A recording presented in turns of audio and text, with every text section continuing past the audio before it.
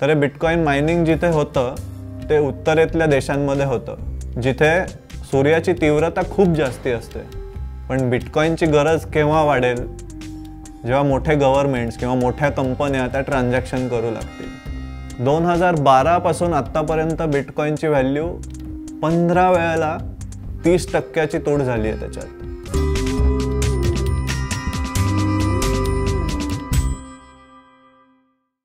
नमस्कार. गेल्या 2 दिवसात बिटकॉइन $60,000 वरून $30,000 वर पडलेला आहे. या 50%च्या तुटीमुळे खूप लोकांचा थरकाप उडाला आहे.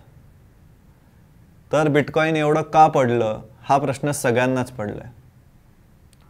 पण ते समजून घेण्याच्या आधी क्रिप्टोकरन्सी म्हणजे काय आणि बिटकॉइन म्हणजे काय हे समजून घेणं खूपच महत्त्वाचं आहे. क्रिप्टोकरन्सी समजण्यासाठी आधी करन्सी ह्याचा निर्माण कुठे झाला ते जाणून घेऊयात. बऱ्याच वर्षांपूर्वी माणूस शेती आणि शिकारी या 2 गोष्टींनी स्वतःच्या गरजा भागवायचा. पण हळूहळू त्याच्या गरजा वाढू लागल्या. त्यामुळे बार्टर सिस्टीमचा निर्माण झाला. तर बार्टर सिस्टीम म्हणजे काय? तर एकमेकांमध्ये वस्तू एक्सचेंज करणे.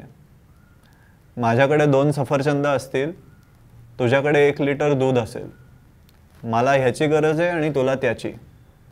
तर आपण जे एकमेकांना दिलं तर दोघांच्या गरजा भागू शकतील.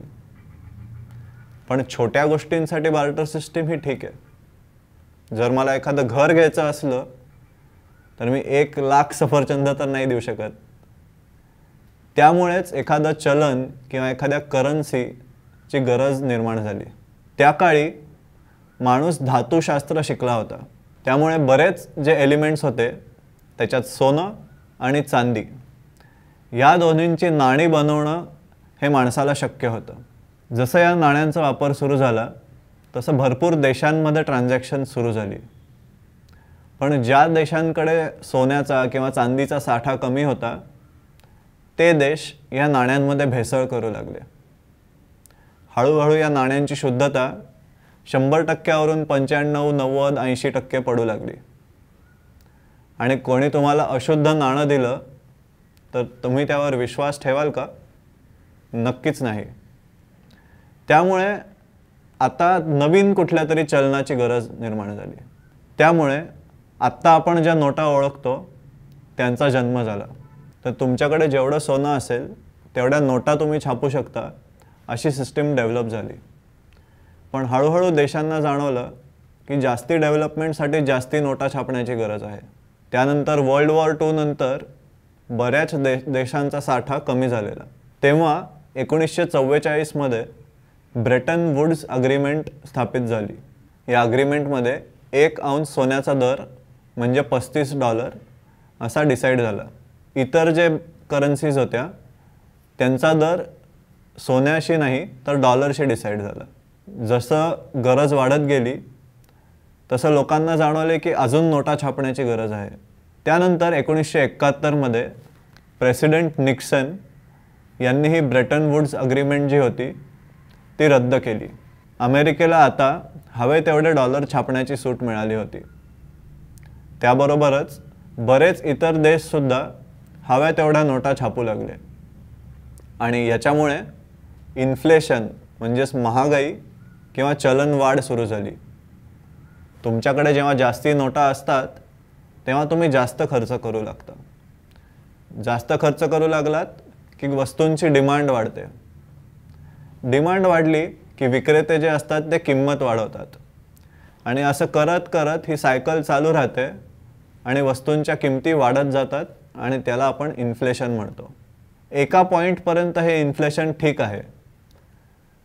पण जर ते खूप वाढायला लागलं तर त्याला हायपर इन्फ्लेशन असं म्हटलं जातं. जेव्हा महिनोन्महिने 50% किमती वाढायला लागतील त्याला टेक्निकली हायपर इन्फ्लेशन म्हणतात. तर आत्तापर्यंत आपण कुठे बघितलेलं आहे का? तर झिम्बाब्वे, टर्की अशा देशांमध्ये ही गोष्ट झालेली आहे. आपल्याकडची सगळ्यात मोठी जी नोट आहे ती 2000 रुपयाची. पण झिम्बाब्वेमध्ये त्या काळी सगळ्यात मोठी नोट $100 ट्रिलियन झिम्बाब्वेन डॉलर्स अशा जेव्हा किमती व्हायला लागतात एखाद्या देशात तेव्हा तो खूप मोठा प्रॉब्लेम बनतो. आणि ह्या सगळ्या ज्या प्रॉब्लेम्स होतात ते गव्हर्नमेंटच्या डिसिजन्समुळे. यामुळेच लोकांना कुठलं तरी एक चलन असावं ज्याच्यावर गव्हर्नमेंटचा कंट्रोल नसावा, जे डिसेंट्रलाइज्ड असावं अशी गरज जाणवली. तर दुसरं चलन कुठलं शोधायचं ही चर्चा चालू असताना क्रिप्टो करन्सी याचा निर्माण झाला. तर क्रिप्टो करन्सी म्हणजे काय, करन्सी म्हणजे काय हे आता आपण जाणून घेतलं, त्याचं निर्माण कसा झाला. क्रिप्टो म्हणजे क्रिप्टोग्राफी. तुम्ही जेव्हा कोणाला एखादा मेसेज पाठवता, व्हॉट्सॲपवर पण तुम्ही बघितलं असेल, your messages are now encrypted. तर म्हणजे काय की तुम्ही एखाद्याला मेसेज पाठवताना तो कोडेड लँग्वेजमध्ये पाठवला जात आहे. म्हणजे मधला एखादा माणूस असला तर त्याला तुमचा तो मेसेज वाचता येणार नाही. तसंच तुम्ही एखादा ट्रान्झॅक्शन जेव्हा करता तेव्हा इतर कोणाला त्यात ढवळाढवळ करता येऊ नये हे खूप महत्त्वाचं. त्यामुळे हीच क्रिप्टोग्राफीची सिस्टीम तुम्ही करन्सीमध्ये जेव्हा वापरता, म्हणजेच तुम्ही जेव्हा कोणाला ट्रान्झॅक्शन करता ती माहिती कोडेड लँग्वेजमध्ये जेव्हा जाते तेव्हा त्याला क्रिप्टो करन्सी असं म्हणतात. ह्याच्यावरच बिटकॉइन ह्याची डेव्हलपमेंट झाली. जानेवारी 2009मध्ये सातोशी नाकामोटो, आता एक माणूस आहे का भरपूर माणसं आहेत ज्यांनी हे नाव घेतलं आहे हे अजून आपल्याला माहिती नाही, पण ह्यांनी बिटकॉइन सुरू केले. बिटकॉइन जे आहे ते ब्लॉकचेन टेक्नॉलॉजीवर डेव्हलप्ड आहे. आत्ता जेव्हा आपण कोणाला पैसे पाठवतो तेव्हा काय होतं, आपण ती इन्स्ट्रक्शन आपल्या बँकेला देतो, ती बँक त्यांच्या बँकेशी कम्युनिकेट करते आणि मग त्यांची बँक त्यांच्या अकाउंटमध्ये ते क्रेडिट करते. त्यामुळे आपल्यात आणि इतर कोणामध्ये भरपूर इतर लोकांची गरज लागते. बिटकॉइनमध्ये हे ट्रान्झॅक्शन जे असतं ते थेट होतं, माझ्या अकाउंटमधून तुमच्या अकाउंटमध्ये, मध्ये इतर बँकांची गरज नसते. पण मग बँका जर नसल्या तर बिटकॉइनचं ट्रान्झॅक्शन झालं आहे हे कोण व्हेरीफाय करणार. त्यासाठी प्रत्येक ट्रान्झॅक्शन जे असतं ते जगभरात हजारो लाखो कम्प्युटर्सना पाठवलं जातं आणि मग ते कम्प्युटर्स जे असतात ते त्याचा कोड शोधून मग ते ट्रान्झॅक्शन व्हेरीफाय करतात. या प्रोसेसला ब्लॉकचेन टेक्नॉलॉजी म्हटलं जातं, जिथे प्रत्येक ट्रान्झॅक्शन एका ब्लॉकमध्ये ॲड होत जातं आणि हे ब्लॉक्स भरपूर लोक व्हेरीफाय करत असतात. हे व्हेरीफाय करण्यासाठी बक्षीस म्हणून त्या कॉम्प्युटर्सना बिटकॉइन दिलं जातं आणि या सिस्टीमला बिटकॉइन मायनिंग असं म्हटलं जातं. तर आता आपण क्रिप्टो करन्सी काय आहे ते समजलं, ब्लॉकचेन काय आहे ते समजलं आणि बिटकॉइन काय आहे ते समजलं. बिटकॉइनला बरेच लोक डिजिटल गोल्ड असं पण म्हणतात. तर गोल्ड आणि बिटकॉइनमध्ये काय काय सिमिलॅरिटीज आहेत, तुमच्याकडे ते असलं की तुमच्याकडे ते आहे. कन्फ्युजिंग स्टेटमेंट वाटलं का, समजवतो. तुम्ही जेव्हा कोणाला 100 रुपयाची नोट देता तेव्हा तुमच्याकडे 100 रुपये आहेत का, खरं तर नाही. ती जी नोट असते त्याच्यावर RBI गव्हर्नरची सही असते, म्हणजेच भारतीय गव्हर्नमेंटनी तुम्हाला 100 रुपये देणं आहे असा त्याचा अर्थ होतो. म्हणजे त्या नोटेला एखाद्या गव्हर्नमेंटचा किंवा कोणाचा तरी पाठिंबा आहे. पण गोल्ड किंवा बिटकॉइन बघितलं तर त्याच्यात कोणाचा पाठिंबा लागत नाही, ते तुमच्याकडे असलं की ते तुमचंच असतं. हे एक बिटकॉइनची खूप चांगली गोष्ट आहे. पण बिटकॉइनला करन्सी म्हणून आपण खरंच वापरू शकतो का, तर ह्यात काही प्रॉब्लेम्स आहेत. जसं की मी जर तुम्हाला पैसे द्यायचे झाले तर त्याच्यासाठी इझी सिस्टीम असली पाहिजे. आत्ता आपण बँकिंग सिस्टीम किंवा नोटा एकमेकांना देऊन आपण सहज ट्रान्झॅक्शन करू शकतो. पण तुम्ही कोणाचं ऐकलंत का की बाहेर गेलो, बिटकॉइन पे केले आणि काहीतरी गोष्ट विकत घेऊन आलो. भारतात हे अजून शक्य नाही आहे, कारण एखाद्या करन्सीमध्ये जर ट्रान्झॅक्शन व्हायचे असले तर ते खूप लोकांनी ॲक्सेप्ट केले पाहिजे. हेच भारतीय गव्हर्नमेंटने म्हटलं की bitcoin is not a legal tender, म्हणजे आपण रुपयासारखं त्याला नाही वापरू शकत. जर दोन लोक एकमेकांमध्ये एक्सचेंज करत असले तरच त्याला आपण करन्सी म्हणून म्हणू शकतो.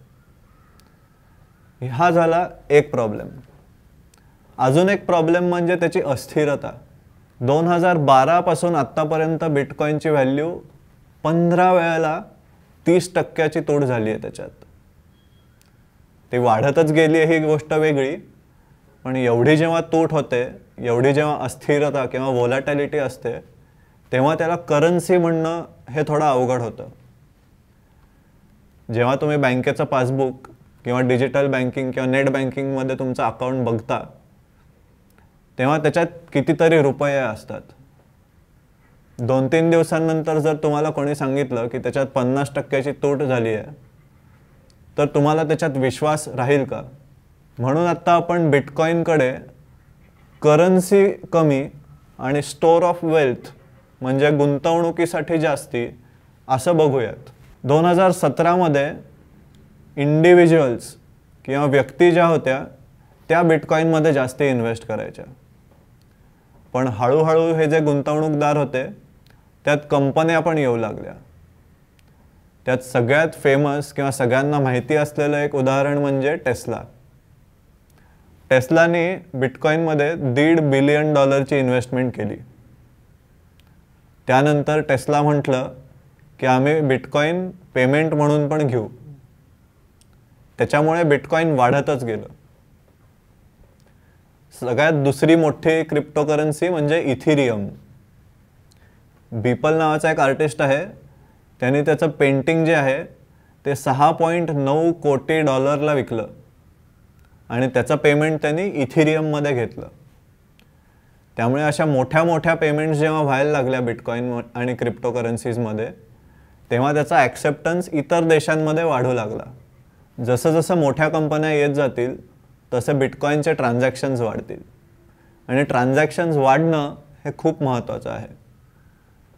कारण आपण एखाद्या शेअरमध्ये जेव्हा इन्व्हेस्ट करतो तेव्हा त्याच्यातून तुम्हाला कॅश फ्लो किंवा काहीतरी रिटर्न येत असतो. तो कशामुळे? तर तुम्ही एका कंपनीचा भाग बनत असता. त्यामुळे जे काय ते कंपनी कमवेल त्याचा एक तुकडा तुम्हाला मिळत असतो. पण जेव्हा आपण एखादी नोट बघतो किंवा एखादा सोन्याचा तुकडा बघतो किंवा बिटकॉईन बघतो, त्याला स्वतःचा कॅश फ्लो असा काहीच नाही. त्यामुळे त्याची जी व्हॅल्यू असते ती डिमांड म्हणजे गरज आणि सप्लाय म्हणजे पुरवठा या दोन्ही गोष्टींवर डिपेंडंट असते. बिटकॉईनचा जो पुरवठा आहे तो लिमिटेड आहे, म्हणजे 2.1 कोटी बिटकॉईन्स. तसंच सोन्याचा जो पुरवठा आहे तो आहे 1,90,000 टन. हा पुरवठा लिमिटेड असल्यामुळे सप्लाय जो असतो तो एका लेवलला थांबतो. मग त्याची किंमत कशी डिसाईड होते? तर ती डिमांडमुळे किंवा गरजेमुळे. आता सोन्याची गरज लोकांना भरपूर जाणवते, त्यामुळे त्याच्यात ट्रान्झॅक्शन्स होत राहतात. पण बिटकॉईनची गरज केव्हा वाढेल? जेव्हा मोठे गव्हर्नमेंट्स किंवा मोठ्या कंपन्या त्या ट्रान्झॅक्शन करू लागतील. इंडिव्हिज्युअल्स फक्त त्याच्यात ट्रान्झॅक्शन जेव्हा करतात तेव्हा त्या ट्रान्झॅक्शनचा साईज खूपच छोटा राहतो. त्यामुळे टेस्ला किंवा ट्विटर अशा कंपन्यांनी जेव्हा बिटकॉईन ॲक्सेप्ट केलं तेव्हा बिटकॉईनची व्हॅल्यू वाढली. पण गेल्या 2-3 दिवसात यात खूप मोठा बदल झाला. इलॉन मस्कला जाणवलं की बिटकॉईन मायनिंग जे आहे त्या मायनिंगमुळे खूप जास्ती हीट जनरेट होती आहे आणि त्याच्यामुळे ग्लोबल वॉर्मिंगला फरक पडतो आहे. तर बिटकॉईन मायनिंग जिथे होतं ते उत्तरेतल्या देशांमध्ये होतं, म्हणजेच नॉर्वे, फिनलंड, जिथे सूर्याची तीव्रता खूप जास्ती असते. त्यामुळे बिटकॉईन मायनिंगसाठी लागणारी वीज हे ते सोलार एनर्जीमध्ये वापरतात, म्हणजेच ग्रीन एनर्जी. त्यामुळे बिटकॉईन मायनिंगचे काही ॲडव्हान्टेजेस जरी असले तरी त्याच्यात हीट खूप जनरेट होते. आणि ही गोष्ट इलॉन मस्कने जाणून टेस्ला बिटकॉईन आता घेणार नाही अशी अनाउन्समेंट केली. त्याच्या पाठोपाठच 2-3 दिवसांनी चायना गव्हर्नमेंटने अनाउन्समेंट केली की क्रिप्टोकरन्सीवाल्या ज्या सर्व्हिसेस आहेत त्यांना बँका वगैरे मदत करणार नाहीत. या अनाउन्समेंटमुळे बिटकॉईनची व्हॅल्यू अजून पडली. कारण चायनाचं पॉप्युलेशन सगळ्यात जास्ती असल्यामुळे तिथे गुंतवणूककार पण सगळ्यात जास्ती आहेत. ह्याच्यामुळे गेल्या 2 दिवसात बिटकॉईनची व्हॅल्यू 60,000 पासून 30,000 पर्यंत खाली आलेली आहे. तर मग आता बिटकॉईनमध्ये आपण गुंतवणूक किंवा निवेश करू शकतो का? करन्सी म्हणून आत्ता तरी नाही, कारण त्यामध्ये आपण ट्रान्झॅक्शन्स करणं शक्य नाही आहे, जसं आपण थोड्या वेळापूर्वी बघितलं. नुसतं गुंतवणूक म्हणून करावी का? तर त्यात खूप अस्थिरता आहे. गेल्या 6 वर्षात बिटकॉईन 150% वाढत चाललं आहे. गेल्या वर्षभरात बिटकॉईन 800% वाढलं, पण गेल्या 3 दिवसात बिटकॉईन 50% पडलं. त्यामुळे हे 800% वाढून 50% पडणं म्हणजे 400% वाढण्यासारखं आहे. ही वाढ जरी खूप दिसली तरी त्यात अस्थिरता खूप जास्ती आहे. त्यामुळे ह्यात आत्ता तरी गुंतवणूक म्हणून निकष लावणं खूप अवघड आहे. साल 2000 मध्ये भरपूर IT कंपन्या होत्या आणि गुंतवणूकदार किंवा इन्व्हेस्टर्स त्याच्या मागे धावत होते. पण आता आपण 20 वर्षांनी बघितलं तर मोठ्या अशा IT कंपन्या किती उरल्या? 5 ते 10. फेसबुक, ॲपल, नेटफ्लिक्स, गुगल या अमेरिकन कंपन्या, आणि भारतात बघितलं तर इन्फोसिस, TCS इत्यादी.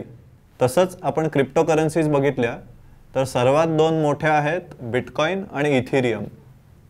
पण त्या सोडून अजून 4 ते 4.5 हजार क्रिप्टोकरन्सीज आहेत. तर क्रिप्टोकरन्सी ही टेक्नॉलॉजी चांगली आहे का?